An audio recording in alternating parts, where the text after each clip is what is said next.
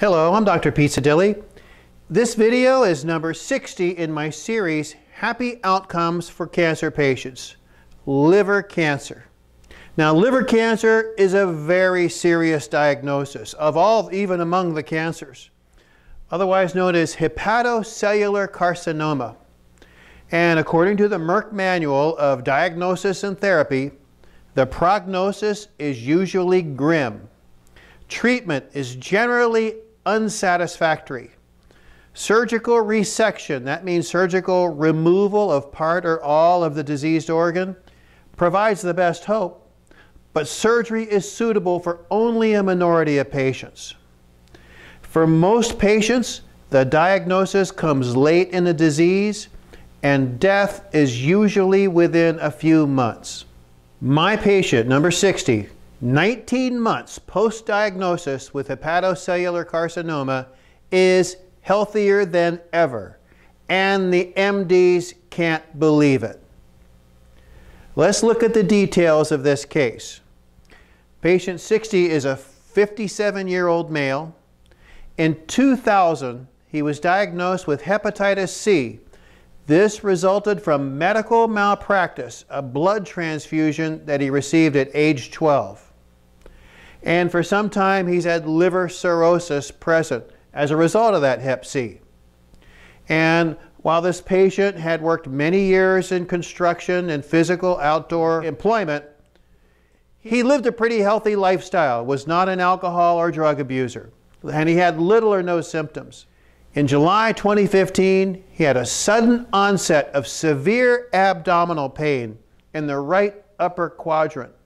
And for anatomical purposes, the abdomen is divided into a left and right and an upper and lower. So upper right quadrant, that's right where your liver is. Well, his immediate pain subsided with laser treatment, but we referred him for diagnostic testing. Blood tests showed highly elevated liver markers, not good. Then a follow-up ultrasound and CT scans revealed liver tumors. So patient 60 was referred to internal medicine doctors. His diagnosis, hepatocellular carcinoma. And the medical recommendation, surgery, chemotherapy, and radiation. So in October 2015, he had 2 large golf ball-sized tumors removed from his liver. And the medical doctors recommended chemotherapy and radiation post-surgery. But the patient declined. Patient 60 then engaged in a program of nutrition and detoxification. That included balancing his body pH, getting hormones balanced, detoxification, anti-infection, organ and gland rejuvenation, and then proven cancer-killing strategies with nutrition. So immediately the patient's liver pain disappeared. In January 2016, patient 60 got a recommendation from his medical people, Y90 radiation pellets. Of course, the patient declined the Y90. In March 2016, he had lab tests, and he had 1 tumor marker that was high, and his liver enzymes were normal. So we were looking at improvement, but not quite out of the woods. Over this period of time, the patient was enjoying renewed health and vitality.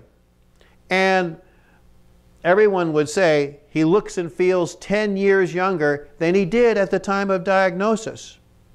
His body weight returned to the same as in high school. Whenever he would visit his medical doctors, they would comment that, "You look pretty good." And we know that that was in contrast to all their other liver cancer patients who were following their recommendations and doing chemotherapy and probably looked dead or half dead. In April 2016, patient 60 had an AMAS test. That stands for the anti-malignant antibodies in serum. Very sensitive test. And the results were normal. Not bad. In June 2016, He had a CT guided biopsy looking at the tumors which were still there, and they punched 4 holes in a tumor that's this big, and they all came up negative for cancer. In June 2016, he went back and he had one of those tumors heat ablated, destroyed by high temperatures. In July 2016, patient 60 had a nagalase test, and the results were slightly elevated. Nagalase is an enzyme that's produced by cancer cells that suppresses the immune system. And while a person with an active cancer case is going to have a nagalase level of 3.0 to 5.0, our patient was slightly elevated, 1.54. Not too bad. So patient 60 continued his natural health building strategies. In August 2016, patient 60 got a surprise. He discharged a tumor in his stool. And in September 2016, we had a follow-up nagalase test, and the results show the nagalase level is declining. Still above the optimal range, but going down, headed in the right direction. So the patient continued nutrition and detoxification to keep building and restoring his health and immune function. In November 2016, he began discharging more tumors through his stool. And in January 2017, he was discharging more tumors. This is all very good. The conventional medical doctor response to this case has been confusion and denial. Now, patient 60 has gone back to his medical doctors and explained what's going on, what he's doing. And uniformly, they had no idea about the AMAS test or the nagalase test. Never heard of them and had never used them.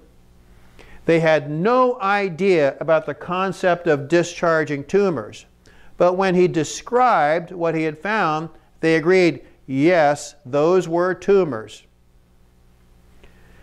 We realized that the medical doctors expected the patient to be disabled or dead by now. Considering the downtime because of his illness, after the first surgery, they told the patient, expect 10 to 14 days in the hospital and return to work after 3 or 4 months off. He left the hospital after 3.5 days, and he returned to work after only 1 month. And after the tumor ablation, he took 1 week off instead of the expected 2. At 19 months post-diagnosis, the patient has not missed a day of work except for post-surgery recuperation. And again, the medical doctors expected the patient to be dead or disabled by now by following their recommendations, and we see what's printed in the Merck manual. The last MD comment to the patient, 19 months post-diagnosis, "I can't believe how good you look." For months, every medical doctor tried to persuade or even browbeat the patient into doing chemotherapy and Y90 radiation. And finally, he asked each of them, if you were in my position, would you do the chemo and Y90? And the response from every one of them was no. Let's go back to the Merck manual. With liver cancer, hepatocellular carcinoma, remember, prognosis usually grim, treatment unsatisfactory, surgical resection provides the best hope, but only suitable for a minority. For most patients, the diagnosis is late and death usually within a few months. And we see that our patient is doing better than ever, looking and feeling 10 years younger than he did at diagnosis, and shedding tumors through his normal body discharge. Folks, it's time to ask yourself, how well are you being served by the cancer treatment industry? And we see this quote from NBC News: "The National Cancer Institute has been too eager to claim success in the war on cancer. And medical reality doesn't match news releases from the agency. That may be because of the way it's set up. The definition of success for cancer drugs increased survival is not required. If a drug produces a 50% reduction in tumor size for at least 1 month, they get FDA approval. Unfortunately, tumor shrinkage is not correlated with survival. And we know that treatment often increases mortality. We see another quote from this peer-reviewed journal. Many oncologists take it for granted that response to therapy, that is tumor shrinkage, prolongs survival, an opinion which is based on a fallacy and which is not supported by clinical studies. More quotes from the Annual Review of Medicine. There is no conventional cancer treatment that is 100% effective against cancer that has already spread to distant sites from their origin. Almost half of all cancers have already spread to distant organs on the day of diagnosis. And for various reasons, including the demands of the patients and families, chemo is still employed. Let's consider what else cancer patients can do. In this study by Dr. Cui, researchers collected white blood cells from 100 human volunteers, and they tested their ability to kill cancer cells. They found that some could kill 97% of the cancer cells within 24 hours. Others could only kill 2%. There was no chemo, no radiation, nothing involved here, but these volunteers' white blood cells, their immune power. Look at this incredible range. 97% kill rate over here and only 2% kill rate over here. Tell me, what kind of immune system do you want? And which patient do you think will die of cancer sometime in their future? Now, sometimes people argue or they're resistant, and they may say, I'm doing my cancer treatment, or I had the cancer treatment, but I'm concerned that if I do nutrition and detoxification, it will conflict with my conventional treatment. This question has been studied, and in this one published report, they assembled 50 human clinical trials. It involved 8,500 patients and a whole variety of supplements and vitamins. They found no interference with standard cancer treatment. They found that the vitamins actually enhanced the cancer killing. Also found that it reduces side effects and protects normal tissue. There were 3,700 patients who had increased survival because of the nutrition supplementation. And there were over 200 other peer-reviewed studies that supported nutrition as safe and effective along with standard treatment. So if you have cancer and want help, or even more, if you had it before, you're a cancer survivor and you don't want it again, call or text this number, 907-891-6617. Make an appointment in my office or come to my next cancer workshop, Loving Life and Killing Cancer. Remember, I don't diagnose or treat cancer. I'm not going to be your medical doctor or oncologist. I don't do what they do, and they don't do what I do. Over and over, I've had patients go and talk to their medical doctors about the success that we're having, and time and again, the medical doctors just draw a complete blank. They have no idea what we're doing with our testing or what they're doing with nutrition and detoxification. But as you can see, folks, with patient number 60, this stuff works. So ladies and gentlemen, I'm Dr. Pizzadili. I look forward to seeing you, and I look forward to changing your life for the better.